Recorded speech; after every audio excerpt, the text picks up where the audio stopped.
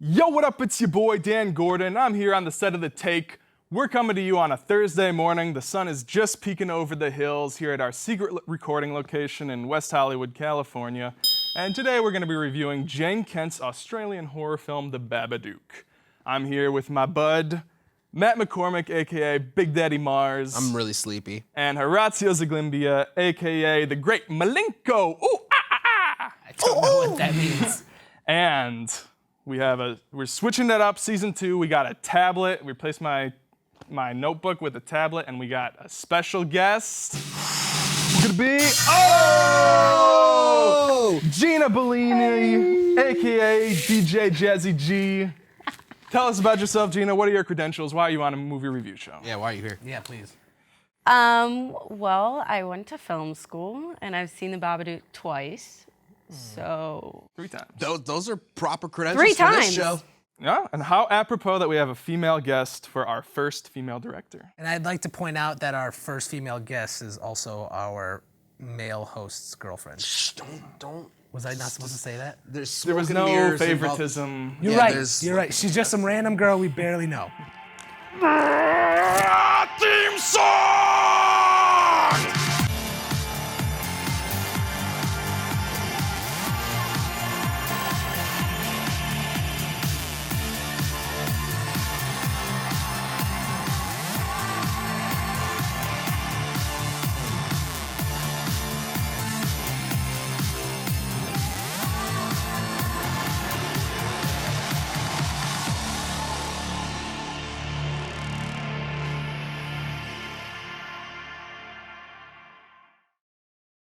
Welcome back to The Take. As I said in the intro, today we're reviewing The Babadook. Here's the plot synopsis from IMDB. A single mother, plagued by the violent death of her husband, battles with her son's fear of a monster lurking in the house, but soon discovers a sinister presence all around her. Wait, she got a present? Presence. Like a, So we've kind of established a tradition now, I think, of doing a horror movie at the start of every season of The Take. Well, the tradition is, it's only Yeah, it's- 2 seasons, so. That's Can we tradition. call that a tradition? Yeah. I don't know if we can. I doubt we'll get Annual. renewed anyway, but have you guys noticed there's kind of been like an influx of art house horror films in the past couple of years, kind of lending more credence to the genre? Horror's always been kind of, it's more of a schlocky, my favorite word, medium. But yeah, there's been like Goodnight Mommy, The Witch, It Follows, Under the Skin. These are like award baity type horror. Yeah. They are really cool. This is, I've always had a complaint about horror movies lately being just jump scare after jump scare after jump scare after loud noise, and not being just creepy and sinister. And this is, not Sinister the movie, but this is one of the ones that, like you said, it's art house, and it does have a great creepy feel throughout it. And it's one of the, I'll wait. Oh yeah. Save it. Yeah, I gotcha. With that, we're gonna throw to a clip.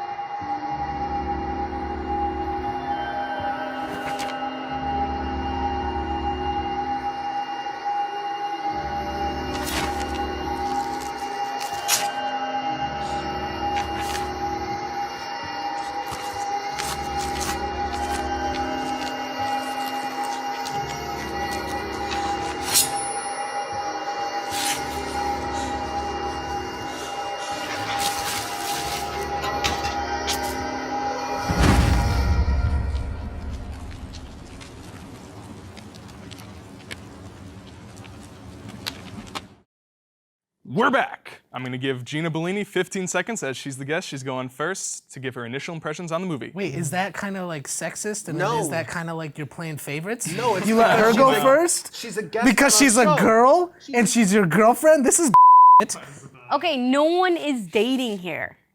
Oh, It's complicated. Yeah. me and Matt are dating. What? Oh. When did this happen?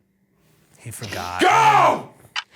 I thought the movie was really good. It genuinely scared me. I thought it kind of had like an exorcism vibe, and I liked that about it.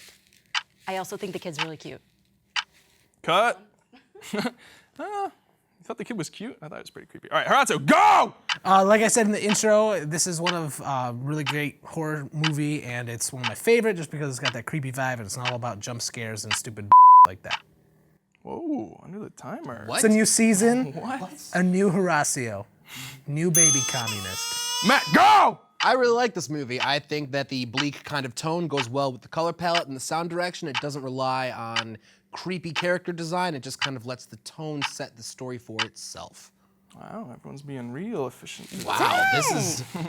Okay, this film is very clearly trying to tell two separate stories at once. It works on, I think, just a level where it could be a monster movie, it could also be more of a metaphor. So my first question to you guys is, what is the Babadook? I mean, it's a metaphor just basically for parenting and tragedy and how, you know, you can start to feel a certain way towards your children when they enter that age where they start screaming and you can't control them. And they have too much sugar all the time. And so like you start developing that Babadook in your brain and you become the Babadook. I think it's a ghost. So you read them straight, just literally. Yeah, I think it's a ghost. But I mean, there is room for metaphor there, but primarily for the purpose of the story, it's a ghost. See, that's interesting because I think the things that happen in the movie point that it's a metaphor no matter what. There's not much room for ambiguity in terms of the actual message of the movie. Like, they're very clear representations. The basement represents her literally like suppressing her memories of her husband. It's like in Psycho, how the mom's in the basement, you know? They're using the set to kind of... Yeah, that's the bottom of her soul kind of thing. She just, ego, super ego, all that. yeah. Psychoanalytic. That ego. Yeah. I know all about that. I think it's probably in their head because sometimes you don't even see it. You know what I mean? Like at the end when like they feed it, like we didn't really see anything. Mm-hmm. A lot of it was just in our own head and in her. You know what I mean? Let's talk about production design. Specifically, what'd you guys think of the look of the book? I love the look of the book. I like how it popped out, because if you notice, the entire movie has this kind of gray, bleak, why we're going silver here, this gray, bleak, dark blue kind of tone, and that Very washed vibrant, out. yeah, that vibrant red really popped. That's true. Yeah, I think if this movie got an American remake, God forbid, they would way over-design the book. It'd be like wrapped in barbed wire, like an Evil Dead or something like that. Like all these horror movies are so over-designed. Yeah, exactly. But I loved, I really liked the look of it. I'm pissed I missed out on the promotion for this movie. They were actually selling real copies. Like, That's terrifying. you wouldn't want that in your house? Not at all. It's not real, man. It's just You don't know. The movie's basically summed up in one of the first images and one of the last, where she's sleeping on opposite sides of the bed. She can't even be near her kid. Like every time he touches her, she grimaces kinda, and then at the end she's genuinely embracing him. I guess, but I just think that kid was a terror. Even that scene that you're talking about, he's trying to like choke out his mom, squeezing as hard as possible. He was just I think what got me hugging was the her. teeth grinding. That made Oh me cringe. God, yeah. I'm sorry. If I had a kid like that, I'd put him in the oven and just turn it on for like a minute, and then I'd pull him out so he learn. Or the dryer. Actually, I decided the dryer was because you turn it on, tumble for a little bit, just not a little bit, like 30 seconds, and then they come out and they learn. Surveillance tape of a guy playing with a 1-year-old by putting him in a washer, and then the door automatically locks and the washer turns on. Horatiu, before we started recording, you said the mom was a total MILF. Like, could you explain what you meant I by did not that? say that. I don't even know what that word means. Don't. I didn't say that at all. This is fake. You are fake news. Sir, go ahead. Can you... But MILF means mother I would like to. Oh, I said it. I'll say it. wow. We're Well, gonna bleep it anyways. It's not the first time there's been a bleep on this show. I just want to be bleeped. oh, it's funny that you said that because commercial.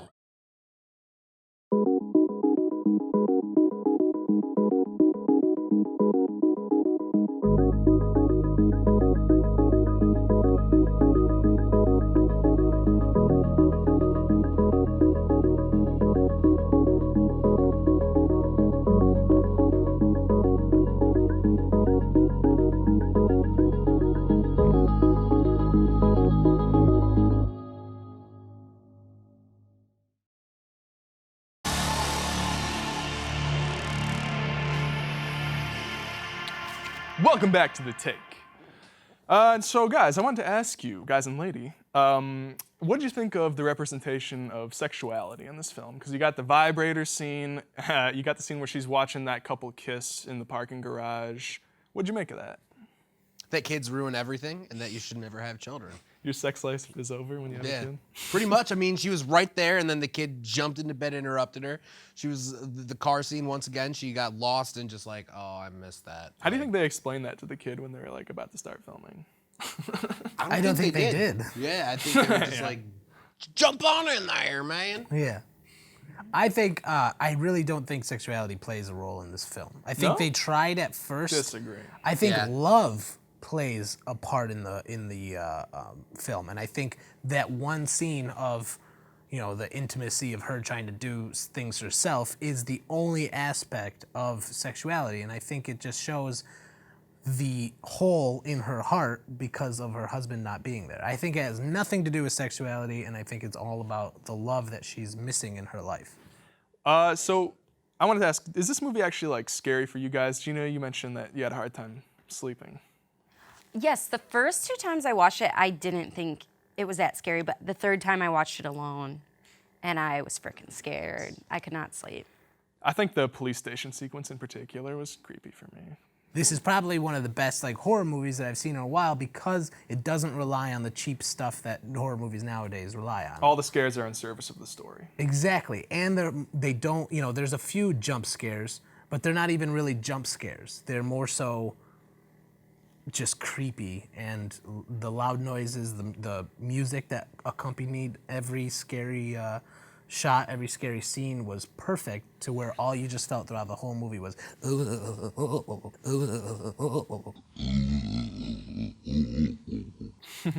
That's true. I do want to say that I didn't notice much of music, but I noticed it was more atmosphere. There was a lot of, like, the soundtrack was a lot of tone.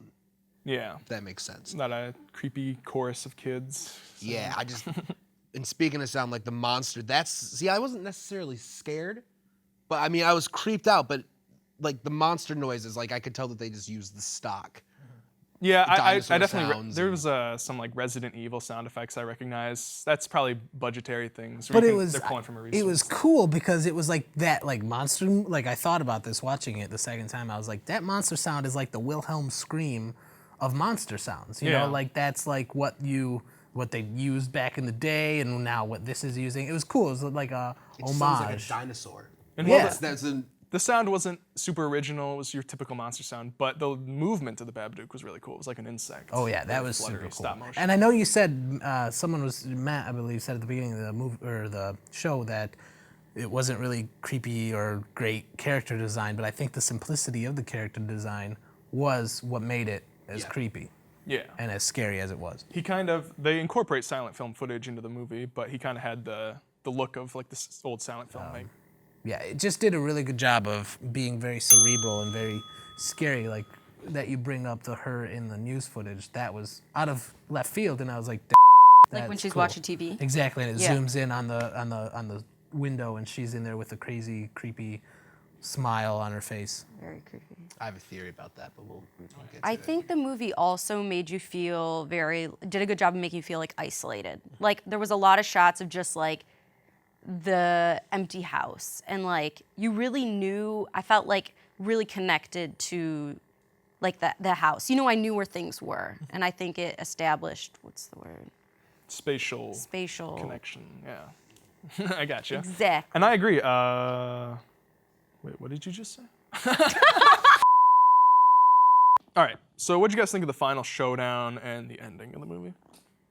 I thought the final showdown was really cool, and it really enforced to me the metaphor. It's her. She's battling herself the whole time. She's battling her sleep deprivation, and she's battling the darkness inside of her. And I think there's really nothing else you can take away from that than just her suppressing her anger towards her child, locking it away, and finally realizing through her child, like, being there for her and trying. Kills her with kindness. Exactly. Kills her with kindness. She finally realizes that, you know what?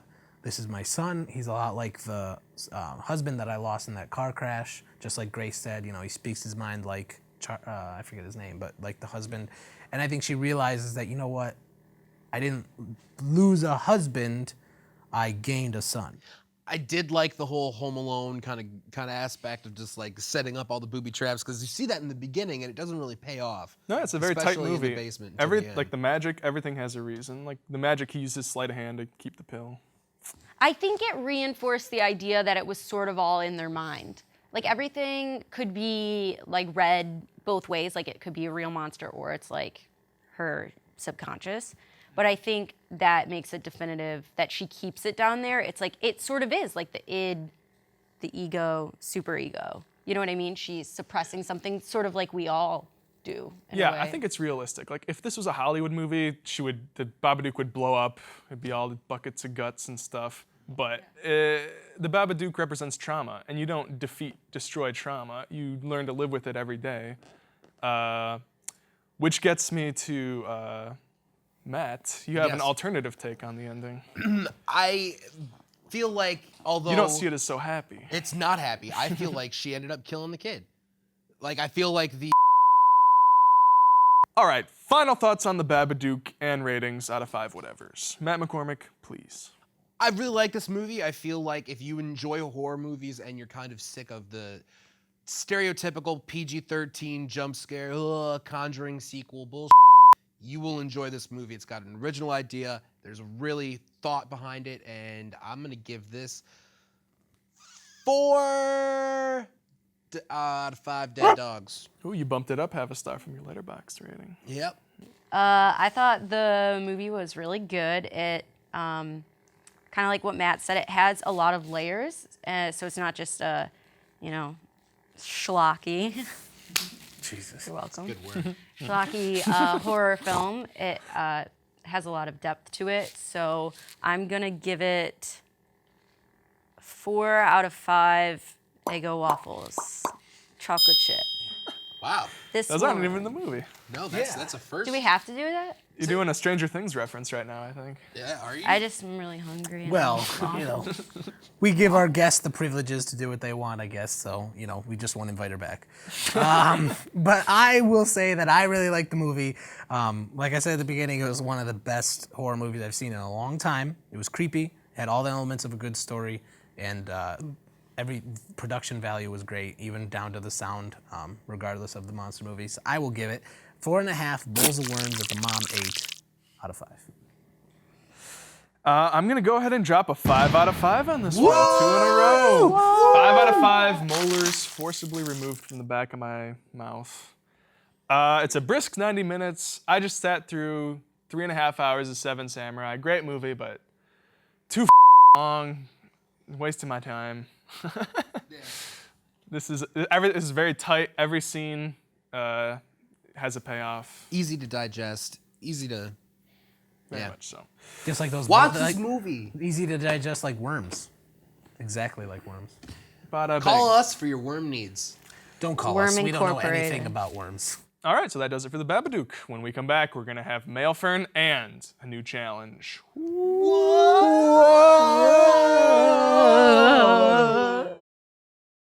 You're watching OUTV Channel 41. OUTV aims to provide informative and professional news packages covering what's happening on and around campus. Tune in each and every day to discover new things and learn more with our educational and engaging content. And if you're looking for highly entertaining and enjoyable programming, you're on the right channel.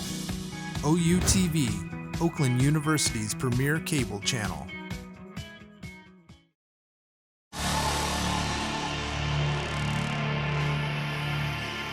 Welcome back to the take.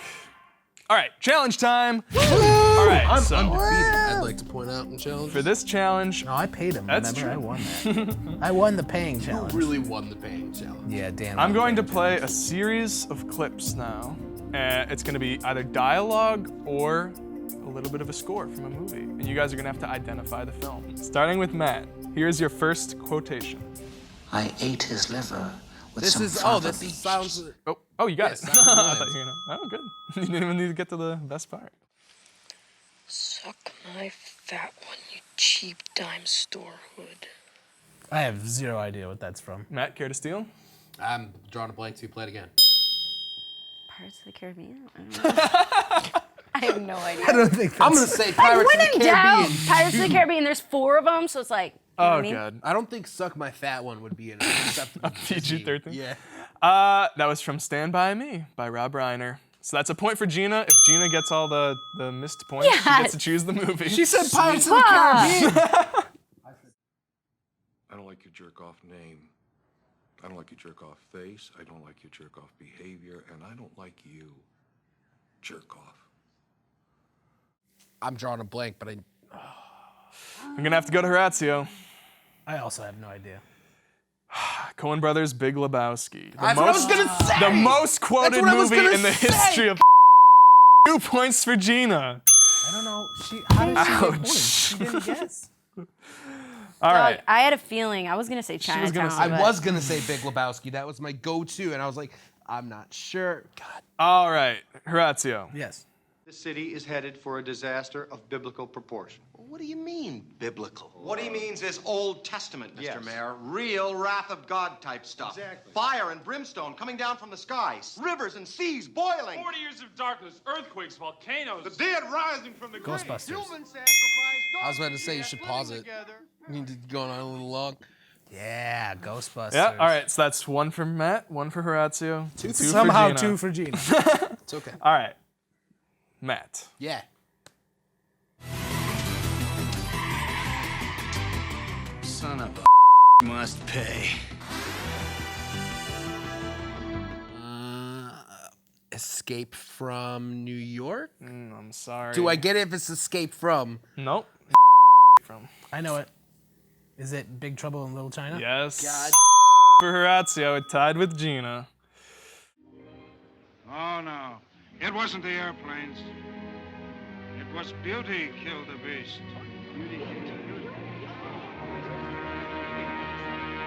Oh, that's the original King Kong. Yeah, that one was a kind of a gimme. Yeah. I'm not gonna lie. This is a score.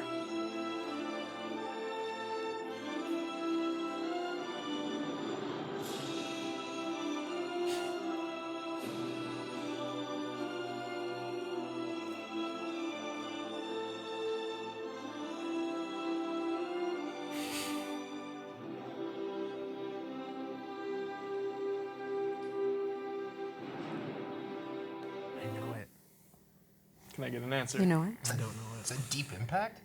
Oh, I'm sorry. Might have been in the Deep Impact trailer, come to think of it, but this is from a specific movie. Dragonheart. Oh, that's right. It was an iguana. It was no iguana. Maybe you know how they say there are alligators in the sewers? Alligators in the sewers. All we're trying to say is maybe you just probably imagined it. I couldn't have imagined it. Maybe it was a pervert or deformed kid or A something. deformed kid. Maybe That's an it. This is elf embarrassing. or All right, a pause it. Yeah, Nothing you like stop that it. penis breath. I wanted to get the penis breath. Is it E.T.? Yeah. And the last one for Matt McCormick. I'm gonna lose. This one is worth 10 points, though. Oh, Oh, sweet.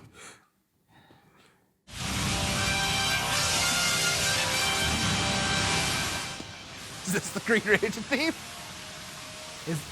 Is it the Green Ranger theme, or is it the theme he plays on his dagger to call the dragons in? You guys are both wrong. It's called The March of the Dragon.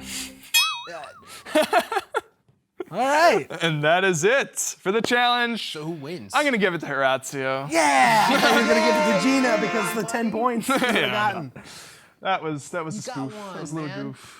Yeah, dude. The first challenge of season 2 goes to you, which you never win challenges. Here, let's give you.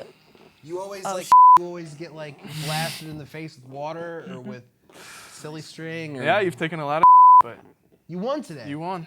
Congratulations. Today's your day, man. What are we reviewing next month? Oh, I have to choose that? I thought we That's were... how the challenge works, Horacio. This is the second season of the show. Oh boy. Oh, Can you come back to me? All right, we'll check in at the end of the show. But for now, it's time for. You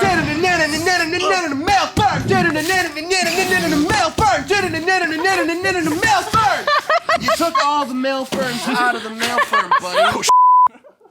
All right, so we got 4 today. Woo! Woo! Well, this one's for me. Where's This the all one's play? for Horatiu. Horatiu with beautiful, Horatiu. beautiful And drawings. Everybody Dance. This is what you can hold that all play. Says everybody. All right, so let's just you go. Yeah, sure. Our number one superfan, John Firms, wants to know why skip Cheetah Girls 1 and go straight to Cheetah Girls 2? Well, John, that joke is lost because we didn't even mention that this show. Originally, we were planning. John. No, don't say. I'm just kidding. We were planning on bogarting Horacio into thinking we were going to review Cheetah Girls 2, when in reality we were going to do the Babadook, and we weren't going to let him know. We were going to kind of just, him with it. But here, watch the video of us trying to get Horacio to review Cheetah Girls 2. No, I just know about it. Why would we put ourselves through that? Because it's going to be I fun. don't want to watch Raven Simone, and nobody wants to watch us watch Raven We want to do Cheetah Girls. It's got a 4.9 out of 10 rating on IMDb. That's not bad. That's almost 5. It's almost halfway. Batman vs. Superman is 3. A viewer, something is curious. If you had to choose between only being able to play Cheetah Girls 2 every time you watched a movie, or watching the entire Mary-Kate and Ashley Olsen filmography for 2 weeks straight, which would you choose? Mary-Kate and Ashley, because you get like a couple good seasons, a Full House in there, you get, whatever. I mean, you get to watch them basically become Twitter follower Rocco at RoccoTenaglia3 asks, what is your favorite George Miller film that isn't Mad Max Fury Road? Well, I don't know many directors and movies, so I will tell you right now. Same. Ditto.